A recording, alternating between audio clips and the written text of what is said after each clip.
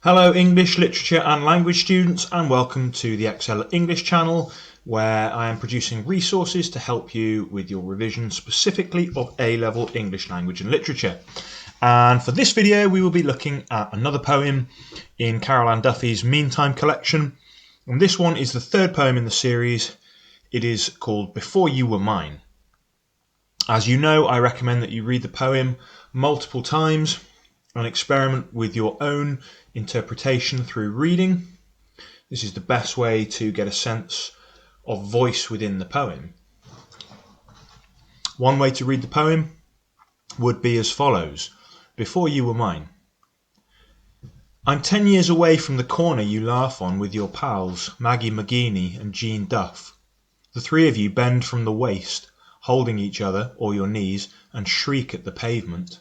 Your polka dot dress blows around your legs. Marilyn. I'm not here yet. The thought of me doesn't occur in the ballroom with the 1,000 eyes the fizzy movie tomorrows the right walk home could bring. I knew you would dance like that. Before you were mine, your ma stands at the close with a hiding for the late one. You reckon it's worth it. The decade ahead of my loud possessive yell was the best one, eh? I remember my hands in those high-heeled red shoes, relics. And now your ghost clatters toward me over George Square till I see you, clear as scent, under the tree, with its lights, and whose small bites on your neck, sweetheart? Cha-cha-cha, you teach me the steps on the way home from Mass, stamping stars from the wrong pavement. Even then, I wanted the bold girl winking in Portobello, somewhere in Scotland, before I was born. That glamorous love lasts, where you sparkle and waltz and laugh before you were mine. So to summarise, this is a poem in which Duffy contemplates a photograph of her mother's life as a carefree young woman, and Duffy is struck with this powerful feeling of desire and possessiveness towards her mother and reflects on this kind of distance and closeness between them. The themes of this poem are themes of a youth and also age as well, and time. Desire, glamour, fashion, and perhaps a femininity are a secondary theme. There's also themes of family, mother-daughter relationships, and love. This is clearly an autobiographical poem. It is written in the poet's direct voice. There is no artificial creation of character. This is Duffy's direct poetic voice addressing her mother, and it has that intimate, direct, and personal feel. A few pieces of key knowledge. Remember, you're not credited for exploring knowledge on the A-level Lang Lit course for the poetry question, but these may help you to understand the poem better. Duffy often talks in public readings of the poem. If you've ever been to see her speak, she talks about how it is based on looking at a photograph of her mother as a young woman. And the poem contains several autobiographical details related to Duffy's life, particularly references to her Catholic upbringing and her mother's Scottish identity. Marilyn Monroe, as you may know, is a glamorous symbol of sexual desire from the 1950s. So what are the distinctive linguistic features of this poem? One of the distinctive features is dexis, which helps to frame this poem in the past and the present in some sort of counterintuitive or unexpected ways. The poem itself, that's present in the title, Before You Were Mine. Duffy is framing the poem as a kind of a personal conversation with her mother's past self. So this is a conversation that's taking place across a gulf or a kind of a gap of 40 years. And that produces some kind of curious grammatical features. So, for example, Duffy describes how I'm not here yet.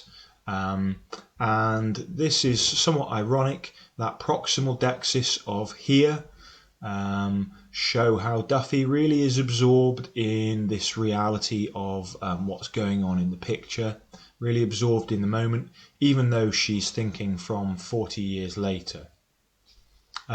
She overall seems to centre her language with regard to this poem at that point in the past. The Dexis is centred in that moment of the photograph, or those moments of her mother's youth. This is true of the way that tense is used in the poem, these sort of contrasting or seemingly contradictory uses of tense. Duffy uses the present tense to describe her mother's past, which presents things as if they are happening now, almost bringing that photograph to life and giving it a kind of a vivid reality. Later events, ironically, such as possession of her mother's love, get described in the past. So before you were mine.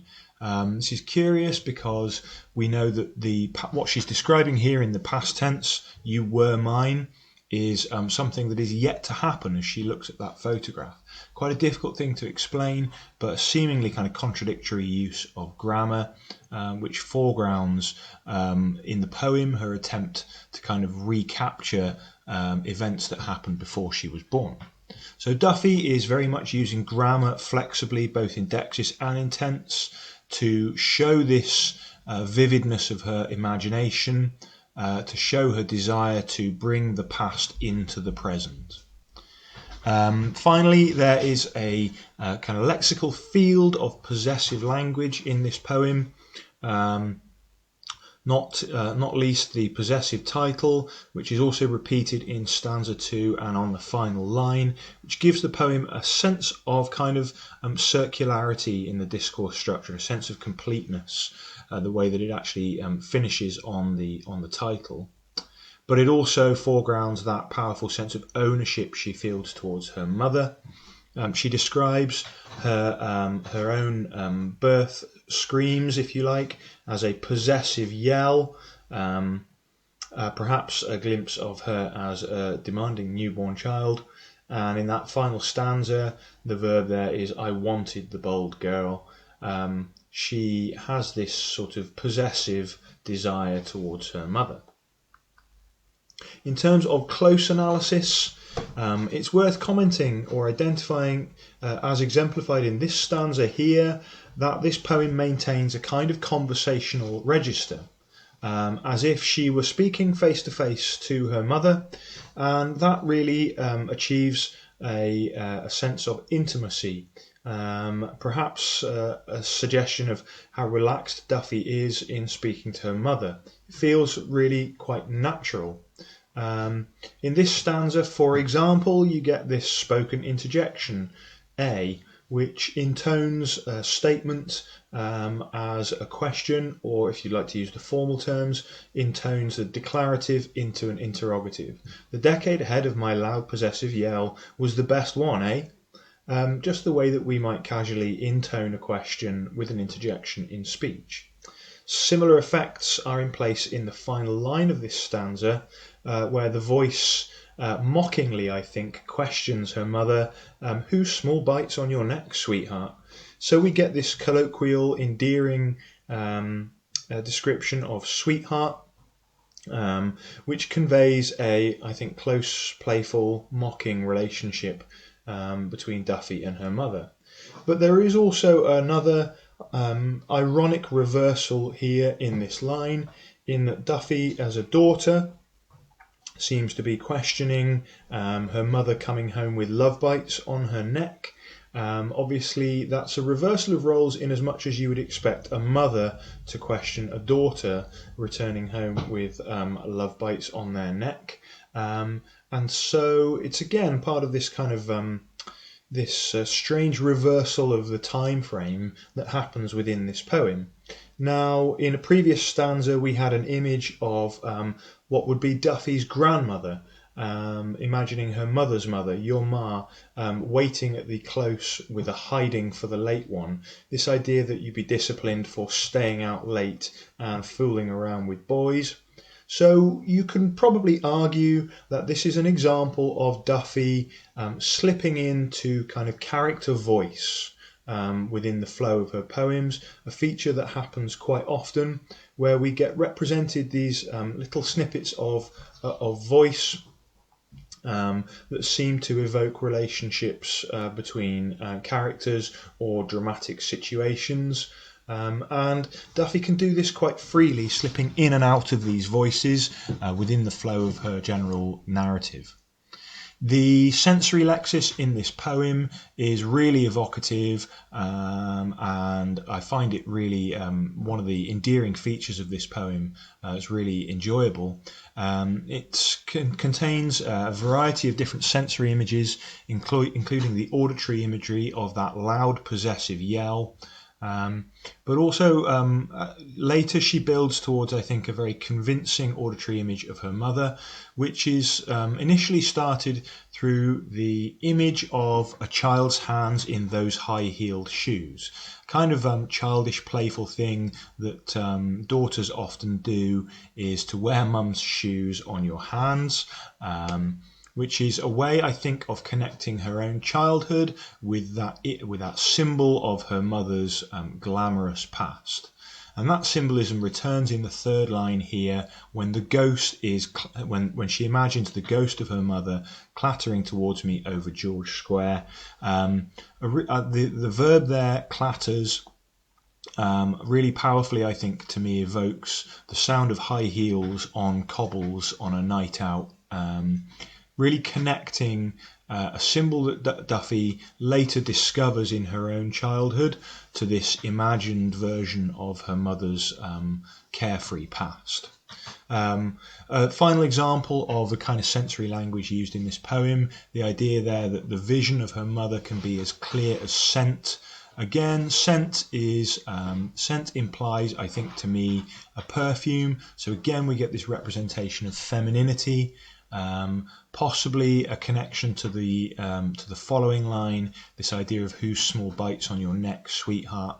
The idea that you would obviously be perfumed around the neck area. It has a kind of an intimacy, but it ultimately works by being a synesthesia, because the image of her mother, clear as scent, crosses over our sensory appreciation, showing an image presenting an image in terms of a smell, which we know can be a highly powerful and highly evocative way to evoke memory. Let's have a look at some connections that this poem might make with other connections in the collection. With other poems in the collection, you might well think about comparing the way that mother and daughter relationships are presented in this poem and with Litany, which I think is another autobiographical poem. You could think about the way that family are presented in this poem and the rather exaggerated and grotesque presentation of family in The Cliché Kid.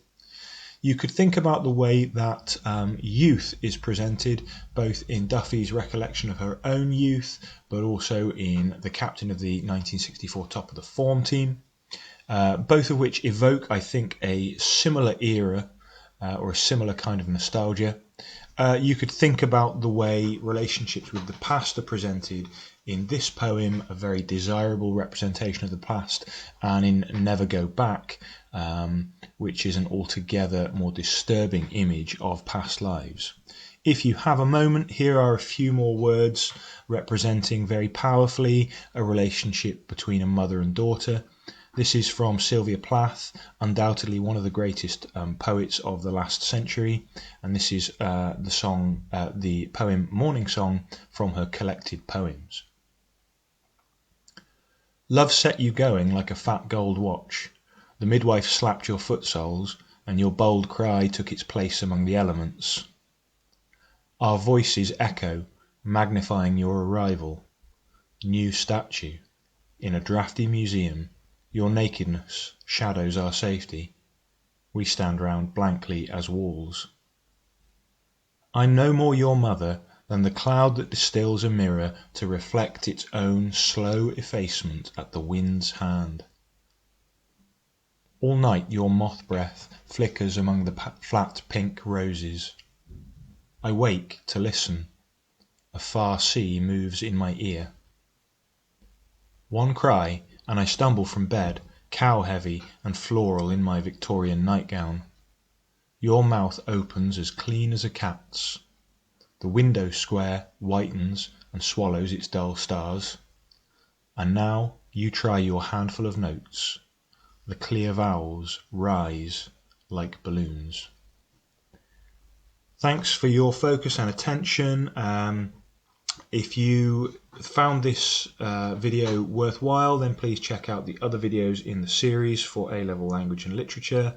Also, if you could like and subscribe, and of course leave any positive comments or questions, it would be highly appreciated. Thank you.